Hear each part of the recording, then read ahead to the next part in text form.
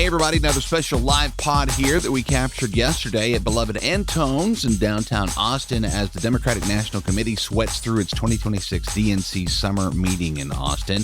Stand by for a great conversation on how today's technology can be harnessed to expand voter participation for 2026 and beyond with Civitech CEO Jeremy Smith, South Carolina Democratic Party Chair Christale and Texas Democratic Party Chair Kendall Scudder, moderated by Progress Texas Executive Director Kathleen Thompson. This live pod was made possible by Civitech, the Honorable Yasmin, Charles Zeller, John Cotter, Valerie DeBill, Dona Tabrizi, Jill Van Voorhis, the Honorable Qadri, and the Honorable Steve Adler, and his new book, Hot Seat, Hot City, which is out on August 25th. Enjoy. Thanks, everybody, for being here. We really appreciate it. We know everybody's busy. Welcome back to the Progress Texas Happy Hour. I'm Executive Director Kathleen Thompson. Progress Texas amplifies progressive values, leaders, and actions. Our digital, podcast, and radio networks reach millions with smart, hard-hitting coverage. As the #1 progressive pod in Texas and in the top 2% of all podcast listeners globally, we make Texas politics easy to understand and participate in during this crucial midterm year. You can support the real free press for the price of a Whataburger combo meal, so please become a sustaining donor today. Can we use tech to save democracy, and how does big tech fit in? It's a fact that American elections are facing targeted challenges, hacked and corroded by billionaire buyouts of media and AI disinformation campaigns online, but that's where many people form their opinions and their ballot decisions. That's compounded by concentrated voter suppression and racial redistricting right here in Texas and beyond. Our state is a testing ground, second only to Florida, for data centers built haphazardly and without consideration or recourse for impacted communities. This has created a top issue for midterm voters, crossing partisan lines, with 7 in 10 Americans opposing construction of data centers in their area. And to top it all off, the world's first trillionaire made by tech, Elon Musk, is trying to sway our elections again after spending $260 million to get Trump elected in 24. Did you all hear that sigh in the room? Because I just did. With major investments in the Republican Party this midterm cycle. According to Data for Progress, cryptocurrency, AI, big tech, and online betting corporations have collectively spent nearly $300 million in political races this cycle. It's really an understatement to say that tech is at the center for democracy in American elections today. With fewer than 90 days until this monumental midterm, we're asking our panel today how they're preparing for November and beyond. Today, for this live conversation during the DNC's final meeting before the midterms, we have co-founder and CEO of Civitech, Jeremy Smith, on the mic to talk about how we can use tech for good to power progress. And he's joined by 2 state party chairs, Christale from South Carolina and Texas's very own Kendall Scudder. Together, we're going to talk about how technology, organizing, and state party leadership can expand voter participation, strengthen civic engagement, and build the electorate for 2026 and beyond. Jeremy Smith is co-founder and CEO of Civitech, a Texas-based B Corp that builds data tools for civic orgs and governments. Prior to founding Civitech, he launched the nonprofit Register to Vote, which created new strategies for voter registration methods that help to identify and support more than 400,000 new voters. That's awesome. Jeremy has taught dozens of candidates how to run for office and has pioneered numerous efforts to improve the public availability of election-related information. Welcome back to the podcast Happy Hour, Jeremy. Thank you for having me. Chair Christale made history as the first Black woman to serve as chair of the South Carolina Democratic Party. A proud South Carolina native, Christale's journey into politics didn't begin in Washington, but at the grassroots as a volunteer. She turned her lived experience into leadership. She worked her way from volunteer to the executive director of the state party, serving under 3 chairs, and founded the South Carolina Democratic Black Women's Caucus to ensure that Black women's voices were front and center of the party, where they should be. Thanks for joining us for your first time, Christale. Thank you so much for having me. And often seen touting our Progress Texas hat, as he is today, available only at our live events, a frequent guest on our pod network, Texas Democratic Party, Kendall Scudder. At 36, Kendall is one of the youngest people leading a major political party in America. His mission is simple: make Texas work for working Texans. Welcome back to the pod, Kendall. Thanks so much for having me. Kendall, let's get this pod started. We're going to direct the first question to you. Let's discuss where we're recording from, streets away from the state capitol and one of the most vital states in this midterm election. The DNC selected Austin as its last meeting place before the elections. Texas's high-profile Senate race is bringing waves of attention that could bring a blue wave for this massive, diverse state. Talk to us about the significance of Texas's turnout for progress this November and why voters outside of Texas should care. Well, here's a truth, Kathleen. The truth is Texas did not turn red overnight. And it's not going to turn blue overnight either. And so I want everybody to kind of check that. This is going to be cycle over cycle, building the infrastructure so that when we start winning races, which I think we have huge opportunities this year, we can continue to build on that because, frankly, we're not going to win every race this year, okay? So what I think is really important, and this could just be the farm kid in me, is that you're keeping your head down. We're working every single day like we're 2 points down, right. Shoveling every person we can to the polls because the people that we are advocating for are counting on us. They're counting on us to meet a moment. And so it's, I understand that it's the sexy thing to do would be to get up and tell everybody about how we're going to just kill it and knock it out and win everything. I do think that we have a lot of opportunities up and down the ballot. But the humility and the hard work, I think, is what is going to build us long-term opportunities. So when that Capitol they meet in that Capitol building in January, it's on us not just to make sure we have a Democratic senator, but we also need to make sure we either have the governor's mansion, the lieutenant governor's office, or both. Because when they overturned the Voting Rights Act, we have 22 VRA districts in Texas. Right. They are going to carve up that Capitol building to be wider than it was pre-Reconstruction, denying representation to millions of people across this state. And so you can't buy your way out of the problem we're in. It's all of us rolling up our sleeves, making the calls, doing the voter contact that is necessary for us to be able to do it. And also, what you're going to see from the state party over the next couple months is continuing to build a robust voter protection program. We already are at a point where we are going to have more staff on the voter protection team than we have ever had, because if we don't blow this election out of the water and it's close, we are going to be litigating and fighting this election because, as we know, when Republicans can't win on their own merits, they try to steal them. And so that is our priority, working hard every day, winning everywhere we can, and fighting to protect access to ballots. Thanks, Kendall. Speaking of voters for this election, let's talk about the main way that voters are viewed by campaigns, researchers, pollsters, and in the news. They're often reduced down to their data.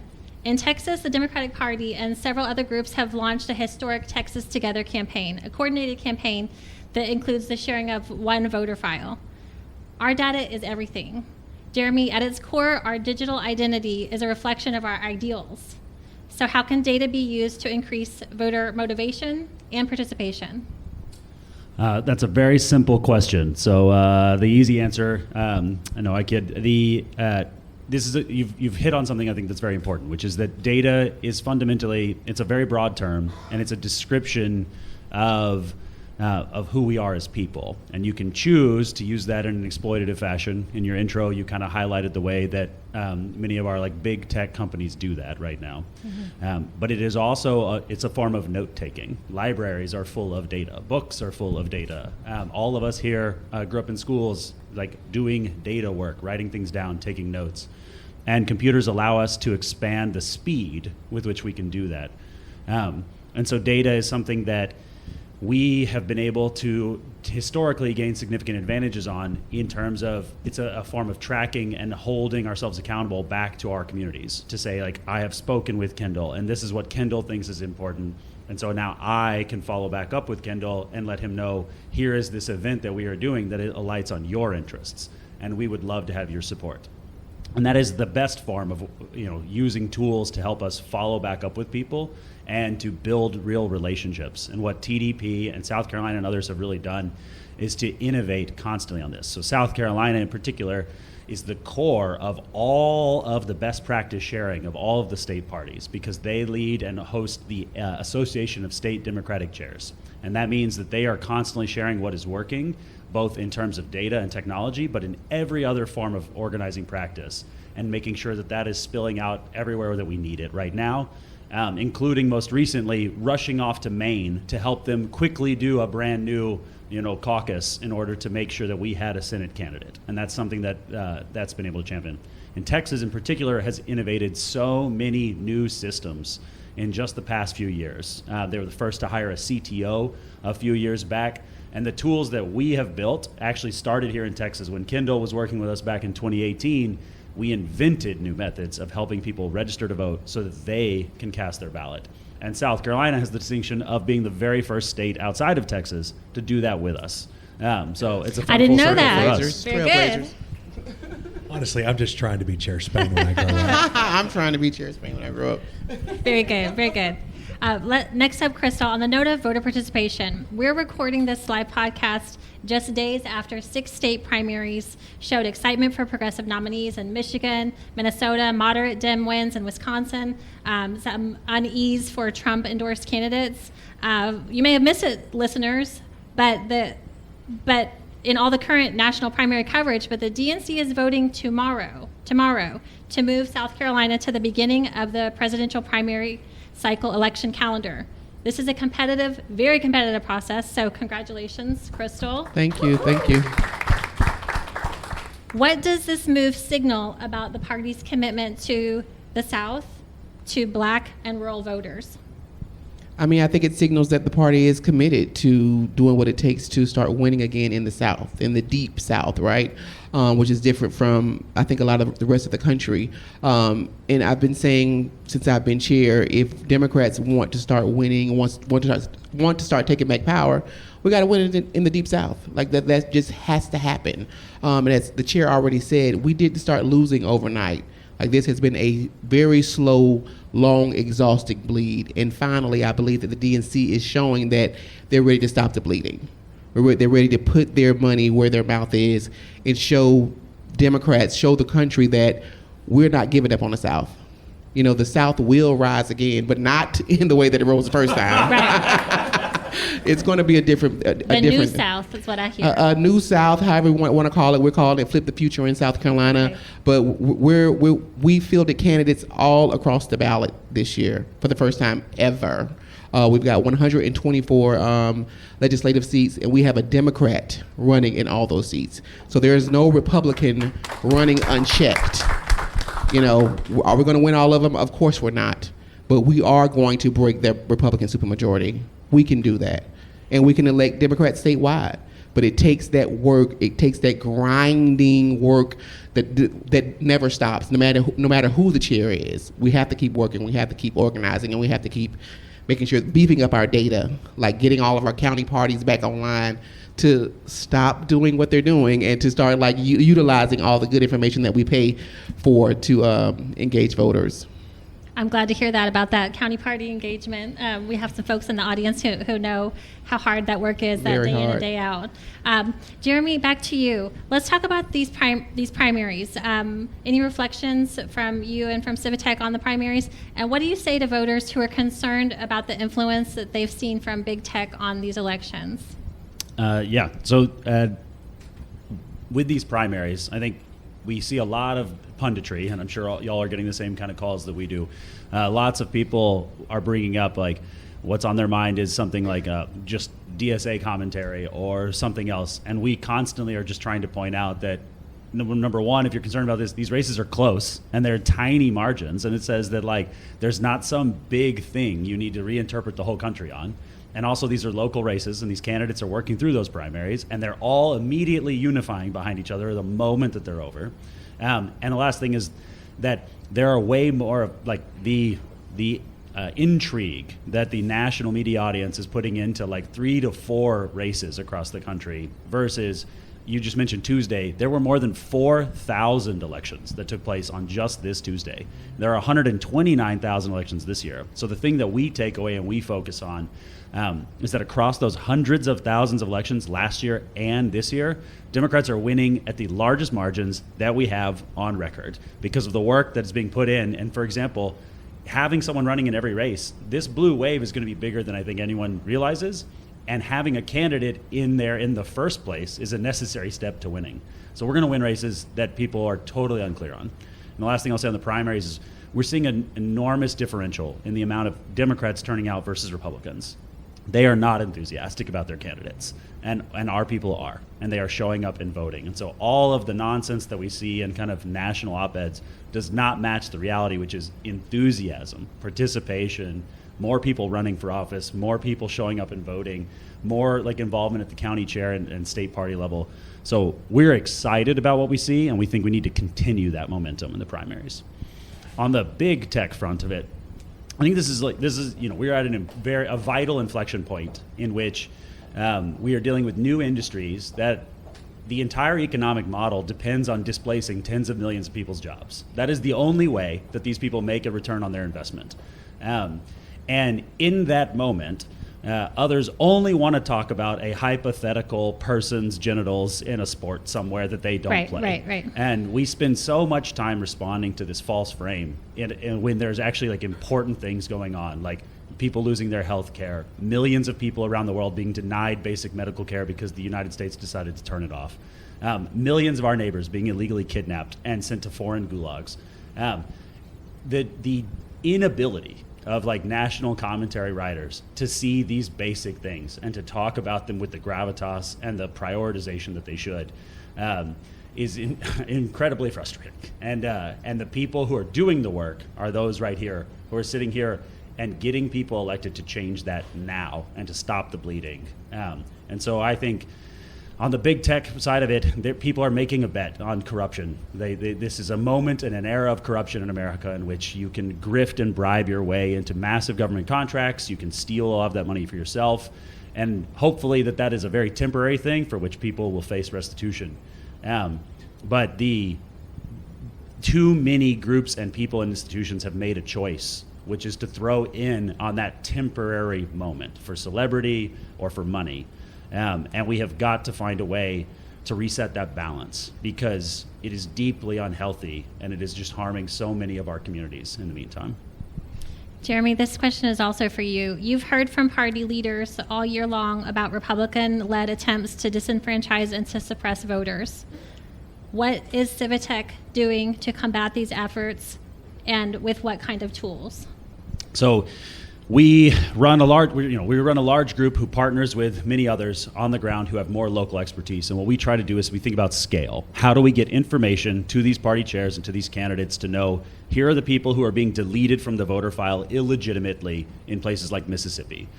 Here are people whose ballots are not being counted even though they was sent in. Here are people whose ballots are being delayed by these new rules at the post office that the president is implementing.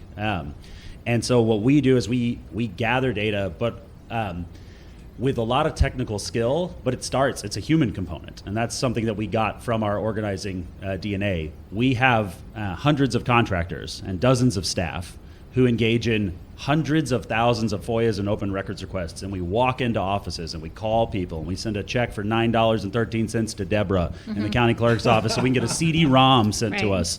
We process that CD-ROM, right? And we put these things in to find people who are being left out. And that's what you can use. You can combine all of our organizing and our people power with some technical sophistication to essentially quickly get information to say, you are having your rights taken away by being deleted illegitimately from the voter file.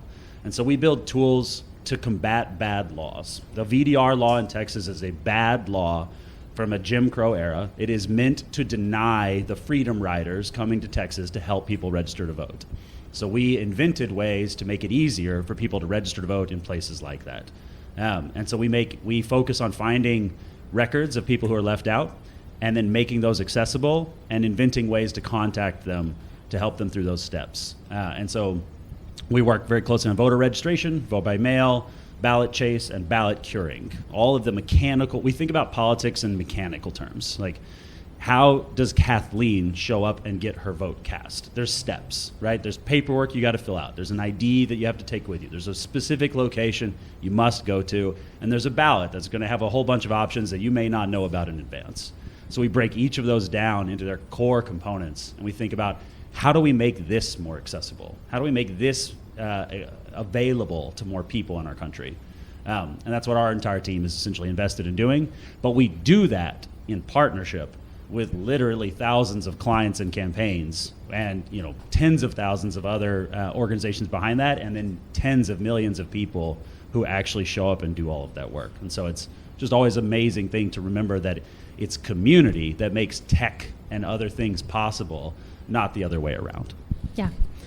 For our state party leaders, we've discussed coordinated efforts from Republicans and billionaire and tech oligarchs to buy and to suppress our votes. What do you see as the biggest barriers to voter turnout this election cycle, and how are Black and brown voters impacted, noting, of course, racial redistricting here in Texas and the Calais decision? And what are your state party orgs doing to combat that? Christale, you want to go first? I think one of the biggest barriers to voting this year is just the tactics used by Republicans to suppress the votes. Especially in South Carolina, they will change polling locations. There won't be enough voting machines. They want to make sure. Happening right now in Tarrant County. Yeah, making sure that folks get disgusted and leave.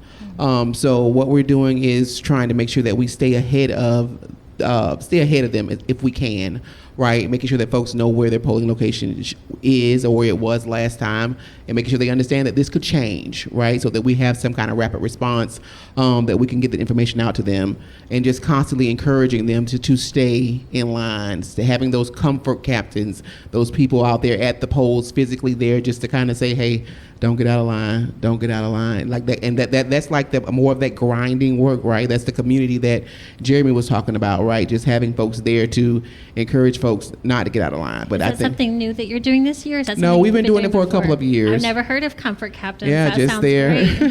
Don't get out of line. Okay. You're not alone. So those are some of the things that we're doing right now with our voter protection work, and just having lawyers on deck just to be ready to make sure that folks know what the laws are, what their rights are with voting. Like in South Carolina, the law is that you're registered to vote until you die. So they've created this system where they're just moving people to inactive, right? Like you're no longer an active voter, but the way you become an active voter is to go vote, right? So we use our county parties to call through those inactive voter lists in their county, call through the Democrats in their county, likely Democrats, to let them know that you've been moved to inactive, but this is how you get moved back to active. So we've just been trying to educate folks, inform folks, figuring out how we have a rapid response, having those comfort captains, and just being prepared for a very long election day. Comfort captains is a fun idea. Yes, it is. I hadn't thought of that. So for us, Texas is the hardest state to register to vote in. And so I think between now and the voter reg deadline, we're all in on the voter reg front. But what we're also fighting right now are efforts. Tis the season to start shutting down polling locations. Mm-hmm. And so we saw that in Tarrant County, where they tried to shut down half their polling locations, 140 some odd of them. I will just always tell folks, you may not always see the state party operating in some of this. And Chairwoman Spain will tell you this. We have different roles legally. Also, like if somebody has to get litigious and start filing lawsuits and stuff, usually we're the ones kind of scraping to do it. So, you may not see us there all the time, but trust that myself and our county chairs in those places are regularly meeting and discussing and talking with our attorneys about what our paths forward are on situations like that. And we just have to make decisions on the best legal paths. And if you're in a situation like you are in Texas, we don't have levers of control. And so you've got to figure out how to work within systems that have been designed to obstruct access to ballots. And so preserving voting locations, which requires, I think, huge public pressure to have success, because we've taken away, especially with the VRA being overthrown the way it has, you're taking away a lot of legal levers to be able to keep those polling locations open. And it takes public pressure to kind of lean on folks, and we're seeing that working places. And that's just like, okay, I'm going to sound like a radical here. I know Texans are used to it, but become ungovernable. Okay. The truth is, when they're trying to shut down your polling locations, your neighborhood place where you know that people have been voting for years and years and disrupting their voting patterns, you need to show up and give them hell. I'm not saying to hurt someone. I am not saying to behave in fashions that are illegal, but I am saying civil disobedience goes a very long way. Right. And when we do it in unison together, it creates huge waves. So that, I think, is a huge piece. The next, I spoke about it earlier, I think it's worth talking about again. 844-TX-VOTES is our voter protection hotline for anyone who is having problems casting ballots or getting access to ballots. We are directing our entire party services staff into voter protection for this election cycle. That has never happened, but we see that it is a particular challenge this year. And so we are training all members of our staff to fold in on a VoPro program where it is an organizing effort. So you will see over the next few months the Texas Democratic Party recruiting volunteers, not just for a coordinated campaign, but for voter protection program. And that takes specialized training. If you're doing it wrong, they're going to try to say your stuff in ballot, how they act. So it takes particular training skill sets to do it. And so you are going to see folks across the state, county chairs, all of us folding together to recruit into a voter protection effort. Our fight does not stop on election day. In a lot of ways, that's where ours kind of starts. If you have close elections, if you look at places like North Carolina, it took them almost 9 months to solve for their election in November, to seat their judge because Republicans are fighting. And we are fully anticipating that Republicans in Texas will do that. They will not go quietly into this good night. They will temper tantrum and kick and scream and whine and complain and do anything they can to not come to terms with the fact that they just have real bad fucking ideas that nobody wants to sign on to, okay? And so the voter protection work is leading up to the election of those things, but then beyond. And you will hear us begging for money, as you always hear the party doing. And understand, it is hard for us to raise that money, but the dollars we're able to raise when you hear us screaming voter protection post-election, it's what's going to allow us to do the legal fights necessary to ensure that the ballots you cast were counted appropriately. Very good. As we begin to close out our conversation, again, we're one street away from the last DNC meeting to organize before the midterms. What are each of your organizations doing with the runway left? How does tech fit into it? And what's your vision for post-November? I'd love to start on that. So the Texas Together coordinated campaign, look, y'all, I'm not telling you it's perfect. This is the first time we've done a big coordinated campaign in Texas. We're all on a team together. If there's issues, take notes. We'll address it after the election. If it's urgent, we'll talk about it now. But we're learning and we're building and growing as a state. But our coordinated campaign right now is just factually the largest one that the state's ever seen. We've already made more than 11 million phone calls in that coordinated campaign. We have already knocked on more than 1 million doors within that coordinated campaign, and we're just getting started. What does that mean? Well, what it means is not only are we making the voter contact, but we're finally, for the first time, fixing this voter file that has not been worked in the state. Remember when Beto was operating, they weren't working within that voter system. And that's not a knock on him. That's just saying that was just the fact there. And so we've now cleaned more than 1.5 million bad phone numbers out of our voter file in communities that have not been able to work. And we still have, probably 10 million more to go. And then we're going to cycle through those numbers again. We've been doing this canvassing work and building in unison with all of our candidates for the first time since 1982. Our whole ticket is going to be folded in on our coordinated campaign, which means that we are going to have data to build on in future coordinateds. And we're working with our county parties on the ground to try to make sure we're coordinating all the way down to a precinct chair level. So your answer to your tech question is any precinct chair in Texas should have access to the Texas Together portal, where you can put together Texas Together walks in your neighborhood. They will fold into our large Texas Together lists. Well, we will work to recruit volunteers to come into that. Sometimes it'll be successful, sometimes it won't. But our effort is to try to make sure that all the way down to the precinct level, we are singing from the same hymnal in an effort to try to understand that it's not about fiefdoms. Who gives a shit who's in charge? At this point, they're just the king of the loser pile. When we start winning elections, we'll fight about who's in charge. I don't care who gets credit. I don't care. Right now, it is all hands on deck, using every tool we can to be on a team together and carry this across the finish line for the people who are counting on us. Same thing in South Carolina. Our coordinated, we run coordinateds all the time, but this year is a little bit different because we don't have a super wealthy candidate, and so this time everybody's got to be bought in, financially bought in, and that's new for us. So of course there's a lot of hurt feelings around that, but We're pushing through that to make sure people understand the importance of shared resources, right? We can do more with less if everybody puts their money into this one pot. So we've got our coordinator running. Last year we launched our year-round organizing program, the Democracy Builders, and we've got about 1,500 people across the state who are part of that program, and their goal was to talk to their neighbors who are inactive voters. Not inactive, infrequent voters. And so those folks have knocked their doors, they've made phone calls, they sent them a postcard. People love sending postcards. They sent them the postcard. And so they're still doing that. And so we're folding those folks into our voter protection program. So we will have about 1,500 people who are the army of the willing to be comfort captains, to be poll watchers, to be those folks. And so just folding them into our on-the-ground organizing program that is focused on door knocks, phone calls. We hadn't gotten to 1 million yet, but pray to God we get there. We only need 1.1 million votes to change things in South Carolina, so if we get there, we're good. But same thing, we're just working hard. We're doing the grinding work that is not glamorous. It could be fun, but we're just doing it every day. At Civitech, we are currently in the midst of we're the largest voter registrar in the country at this point. And so we're focused on 10.4 million people they're not on the voter file. They've been left out of many parts of society.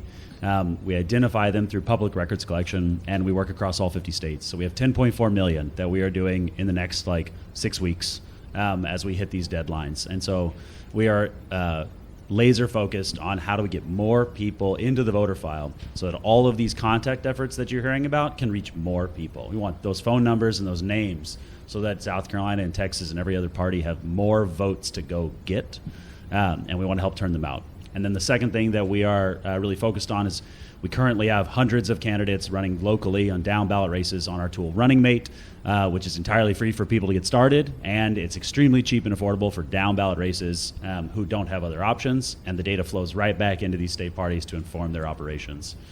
So we have many, many hundreds of those who are currently running, and there's nearly 50,000 elections across the country, and we want to make sure that we're winning not just the House and the Senate back, but the state legislatures and the county races and the school boards. And so we're trying to build power at all levels and really build the bench for the future. All these great candidates that have come out and they've bravely stepped forward this year, and we want to make sure that we're getting as many of them across the line as we can, because those are our future state legislators and members of Congress and senators in the decades to come. Very good. Thank you to our terrific panel. Can we give it up for Jeremy, Christale, and Kendall? Before we wrap, I know you're trying to wrap, Kathleen, but I'm ungovernable, okay? What's up, Kendall? Go ahead. I just want to say, we're sitting in Austin right now. Chair Spain is here. And as state chair in Texas, I just want to, as publicly as I can, thank you so much for all that you do. Thank you for coming to Texas. And I have to tell you, one of my favorite colleagues, as we have them across this, there's 57 state chairs. I always know if I need help, and I call Chairwoman Spain, she'll answer the phone. And let me tell you, over the last 15 months, I needed a lot of help, okay? and she has just been such a great mentor to anyone who needs help. And those of us that represent southern states, we stick together as we kind of battle this together. And so as we're just wrapping up, I just want to give an extra special shout out and thank you to Chairwoman Spain for coming here and always being such a team player. Thanks for that, Kendall. I really appreciate it. Thank you so much for joining us today. Thank you for having me. I appreciate it. Lovely. Best wishes to the three of you and our audience for the remainder of your DNC weekend. Our live podcast recording today was made possible by Civitech. Thank you, Jeremy. The Honorable Yasmin Simon, Charles Zeller, Don Cotter, Valerie DeBill, Dona Tabrizi, Jill Van Voorhis, the Honorable Zohaib, Qadri, David Weinberg, the Honorable Stephen Adler in his new book, Hot Seat, Hot City, out August 25th. While campaigns come and go, Progress Texas is the permanent home for progressive media and action in the Lone Star State. The months leading up to an election are often the most difficult time for nonprofits like ours to raise money, as donors naturally are focusing on the campaigns we've all been talking about. We're in the peak of dry summer giving and need patrons of Progress to support the real free press as we amplify affordability, public education, and safe communities. Folks are raising $60,000 to get to election day and could use your help. So please invest today at progresstexas.org/donate. For the price of 2 Mexican margaritas at El Arroyo, you can be a patron or a patron of Progress. Please consider making that monthly. Find our Texas Union-made web store and merch at progresstexas.org. Thanks for listening, y'all, and please share this episode with a friend. Bye. Bye, y'all. Thank you. Could everybody stay seated for 1 second and let Chris Mosier take a photo?